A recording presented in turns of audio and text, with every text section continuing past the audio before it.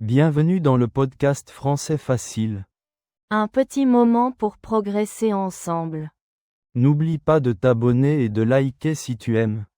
Imaginez une petite boulangerie à Paris. Un homme entre, il a l'air perdu. Il regarde autour de lui, fasciné. Une femme, la boulangère, le salue. Bonjour monsieur, dit-elle avec un sourire. L'homme répond timidement. Bonjour. Il cherche ses mots, visiblement étrangers. La boulangère lui demande. Vous êtes d'où? Le mot d'où signifie from where. Je suis américain, répond l'homme. La boulangère hoche la tête, compréhensive. Elle lui demande alors. Vous êtes en vacances? L'homme explique qu'il est ici pour travailler. Il est ingénieur, venu pour un nouveau projet. La boulangère est impressionnée. Elle lui souhaite la bienvenue à Paris. L'homme sourit, un peu plus détendu maintenant. Il commence à lui demander des directions. Mais ça, c'est une autre histoire. Alors, il entre dans une boulangerie. Il a très faim, n'est-ce pas? Oui, il cherche un croissant.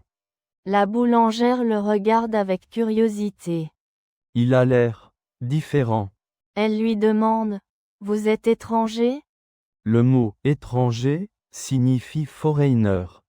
Il répond timidement. Oui, madame. D'où venez-vous? Demande-t-elle. D'où venez-vous, means, where do you come from? Il hésite un instant. Il regarde par la fenêtre. La pluie commence à tomber. Je viens du Canada, dit-il enfin. Ah, le Canada! S'exclame la boulangère. C'est loin. Il sourit légèrement. Oui, très loin, répond-il. Elle lui tend un croissant doré. Et vous êtes Canadien? Demande-t-elle. Canadien, the word for Canadian. Il hoche la tête. Oui, je suis Canadien. Bienvenue en France, alors, dit-elle chaleureusement. Alors, résumons l'histoire jusqu'à présent. Marc est arrivé à la boulangerie. Il a vu une belle femme. Il veut lui parler, mais il est timide. Il achète une baguette. Et il se prépare à lui adresser la parole. Il se demande d'où elle vient. Peut-être qu'elle est italienne? Ou espagnole? Le mot espagnol désigne une femme d'Espagne. Il prend une grande inspiration. Et il lui dit, bonjour. Elle répond avec un sourire. Maintenant, Marc doit trouver le courage. Pour lui demander sa nationalité. Alors, il entre dans la boulangerie. Il a très faim, n'est-ce pas? Oui, il commande un croissant. Et une baguette, bien sûr. La boulangère lui sourit. Elle lui demande, vous êtes étranger?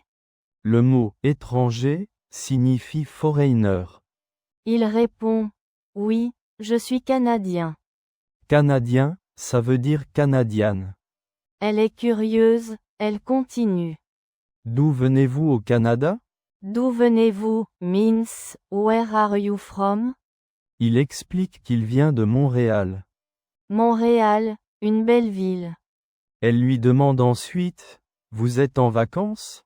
En vacances means, en vacation. Il répond, non, je travaille ici. Ah, il habite en France maintenant.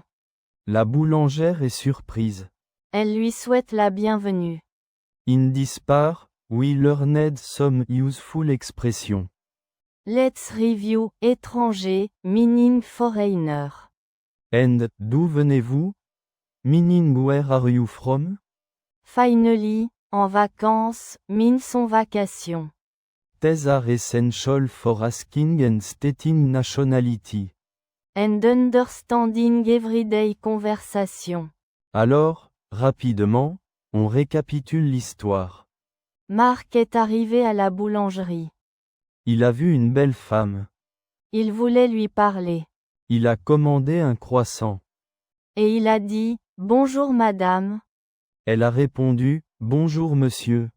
Il a demandé, vous êtes française? Le mot française signifie French. Elle a souri et a dit, oui. Marc était content.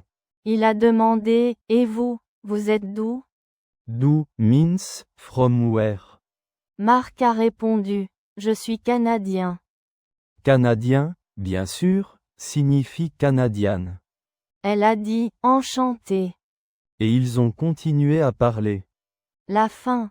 C'était simple, non? Merci de nous avoir accompagnés dans cette histoire.